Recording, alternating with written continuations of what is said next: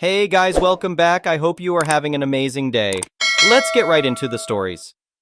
The first one is an entitled People story. When my wife and I bought our house a few years ago, one of the things that really attracted us to the neighborhood was how unique all the houses and yards were. Unlike some cookie-cutter developments where every lawn and garden looks identical, the homes in our community each had their own character. Some people went for very clean, minimalist looks with just grass and a few shrubs. Others had beautiful flower gardens overflowing with color. There were vegetable gardens, rock gardens, little koi ponds, you name it. The diversity of landscaping styles made walking around the neighborhood interesting.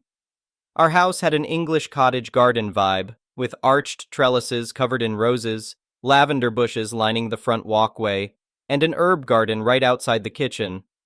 My wife and I spent many weekends working on it together. She had always dreamed of a little cottage garden, so it was a labor of love for us. The end result was charming. It matched the style of our 1920s bungalow perfectly and just felt like us. That's why we were horrified when we returned from a week-long vacation to find our beloved garden ripped up and replaced with the complete opposite style.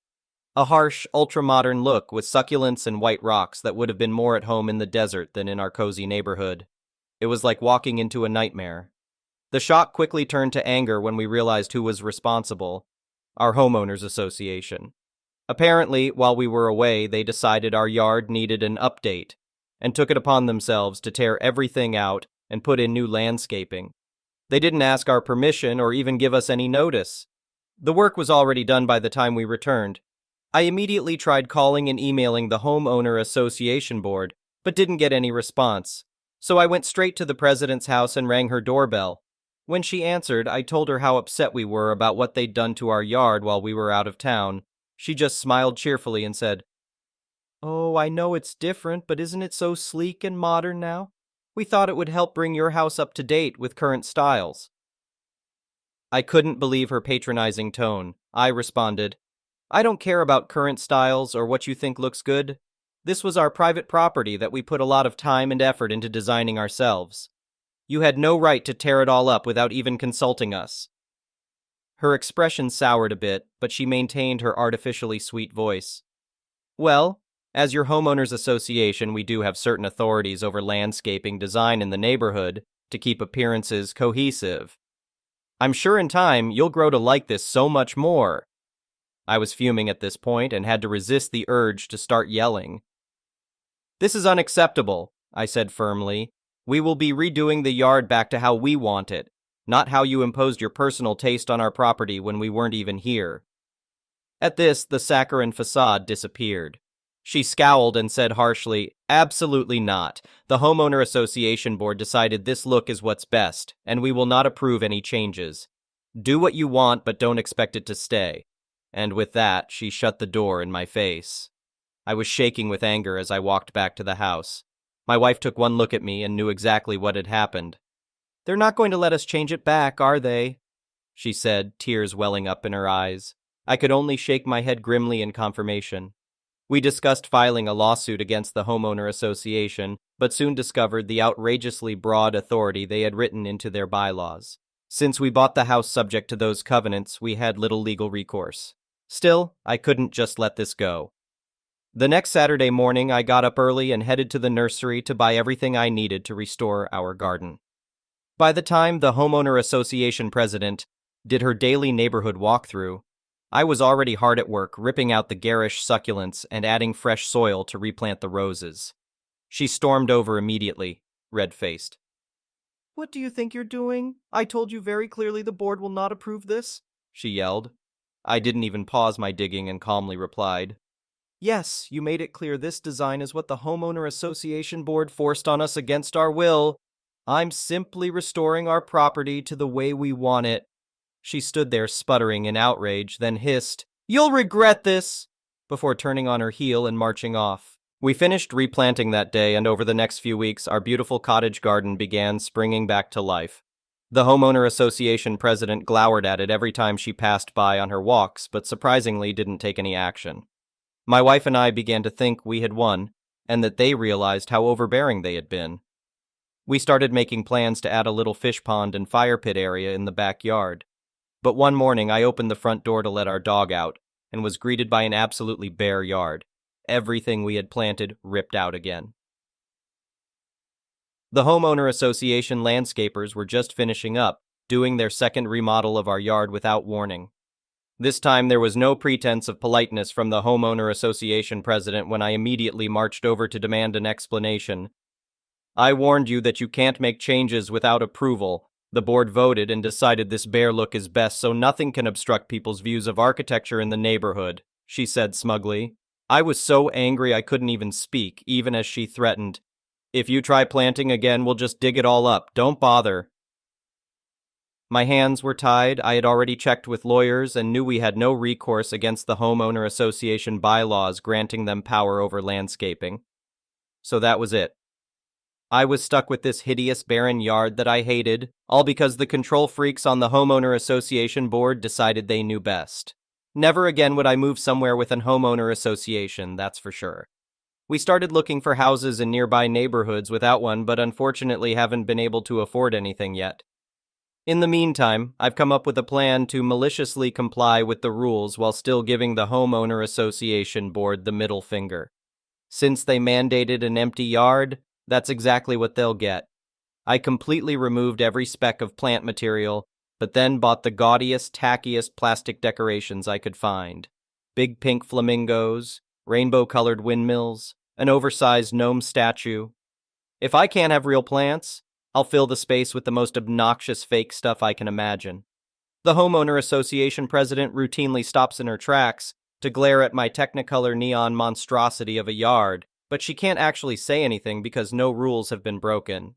My personalized vengeance garden is quite satisfying. Some neighbors have followed my lead and put up their own quirky lawn ornaments too. The homeowner association still sends out notices proclaiming the benefit of cohesive contemporary design, but discontent seems to be growing among homeowners who want to express individual style. I've begun campaigning to get nonconformists elected to the homeowner association board next term, so we can finally overturn these dictatorial rules. With enough fed-up residents behind me, I think we can stop the homeowner association from imposing their personal tastes on our private property ever again. The next one is a pro-revenge story. In high school, more than 10 years ago, I was quiet and attentive in class.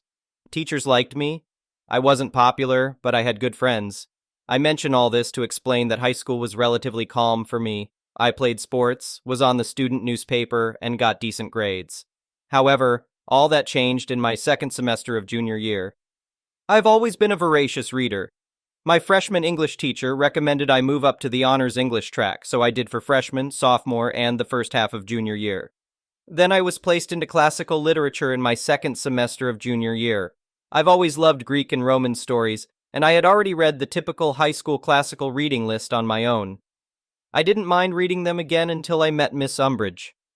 She put on a sweet facade, but she was downright evil. She also decided she hated me. I still do not know why or what transgression I committed, but she hated me. I assume it was because of my habit of sometimes nodding off in classes.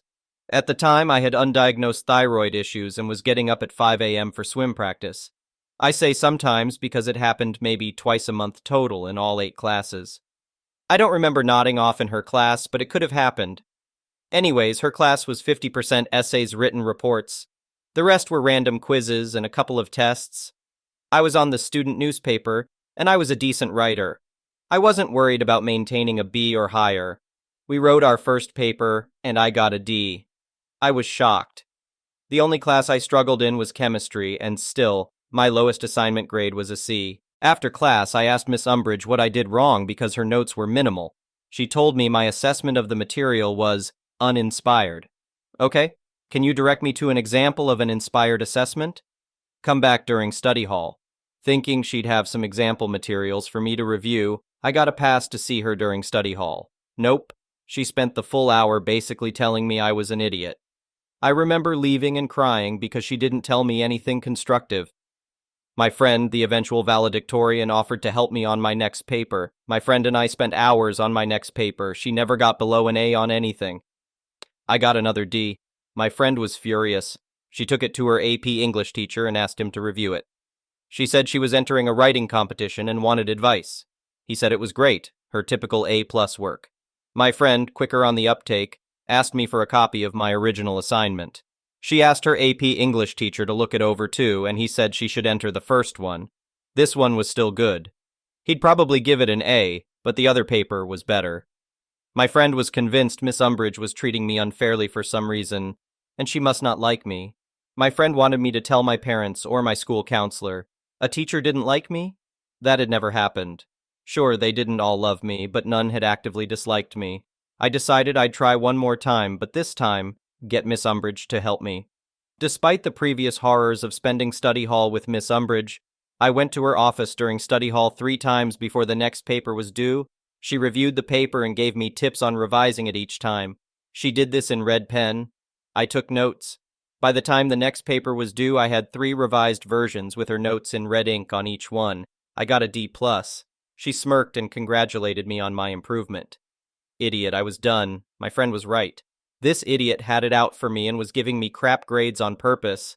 I'm a laid-back person, but I was pissed. Never before had I been this pissed. I took my paper to my newspaper teacher. Sure, he didn't teach English, but our student paper constantly won awards because of his work.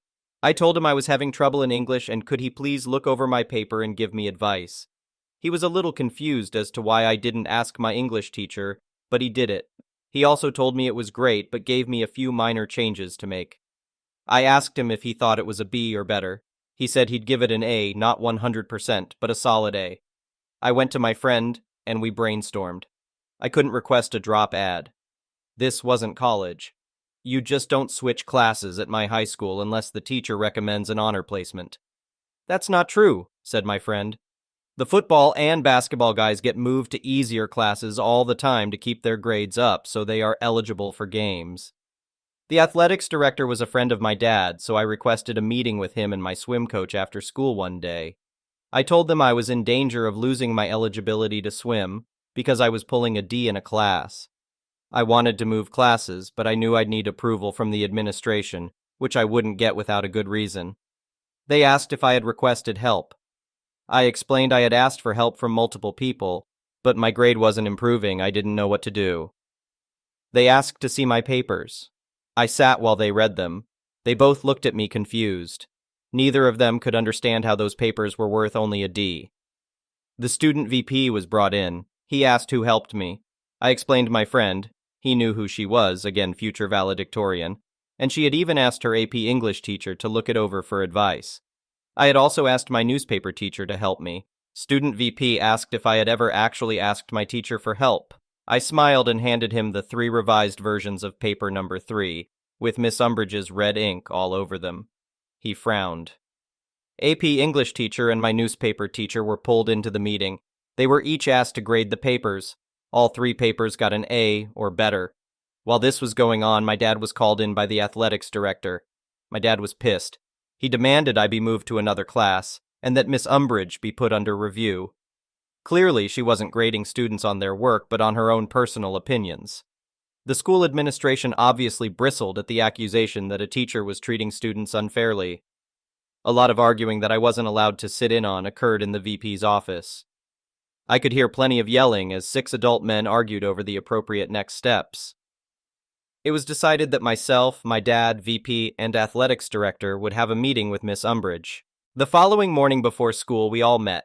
Miss Umbridge seemed to think she was going to get to tell everyone why I was so stupid. VP explained that if I maintained a D in her class, I would lose my extracurricular eligibility, and we were all meeting to discuss what to do. She smirked and said I should be moved to the non-honors English track, and I had no business being in honors English. I didn't have the aptitude to understand the complex classical literature they were studying, and I probably would need a tutor to even get through basic English.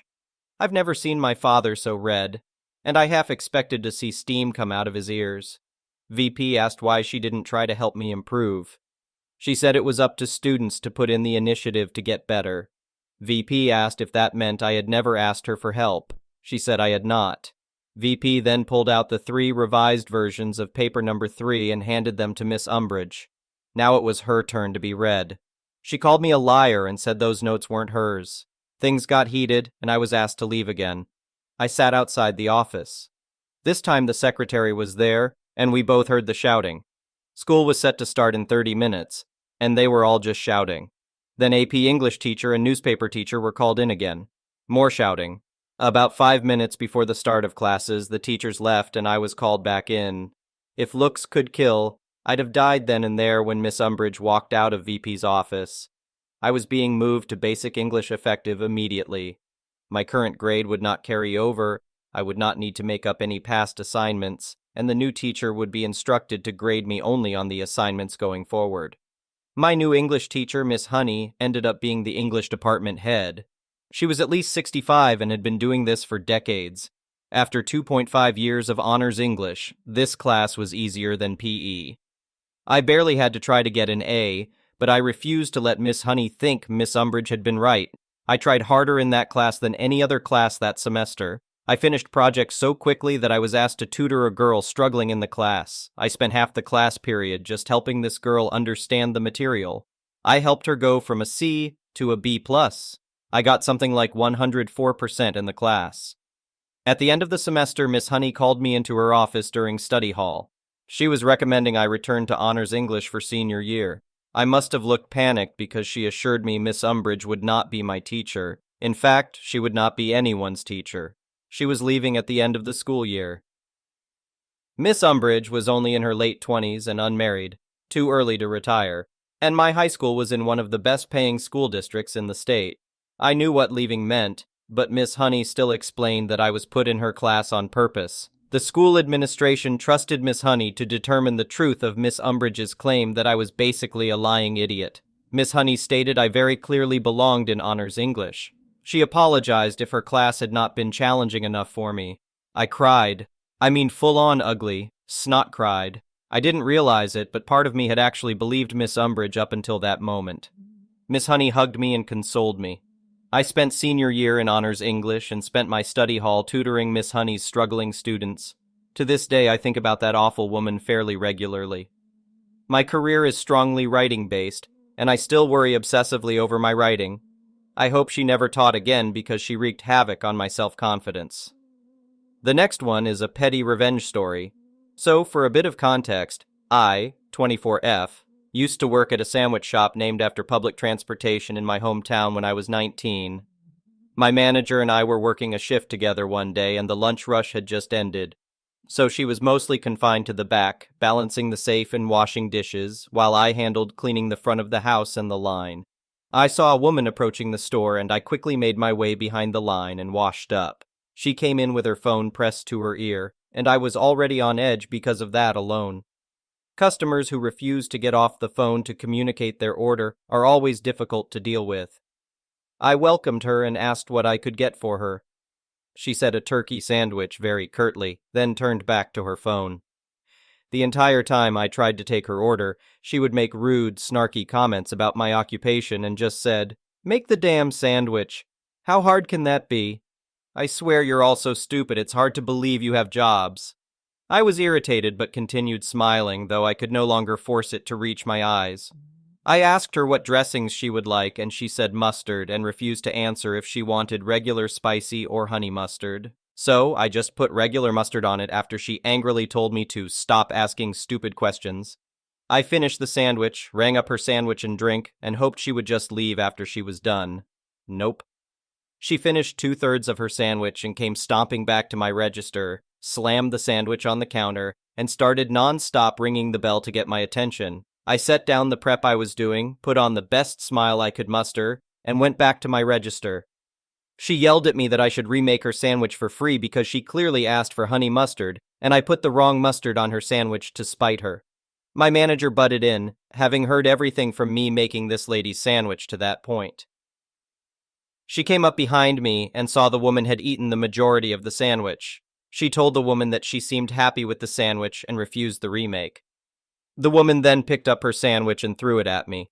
Luckily, it only got on my jeans and apron, but my manager said she needed to leave or she would call the cops.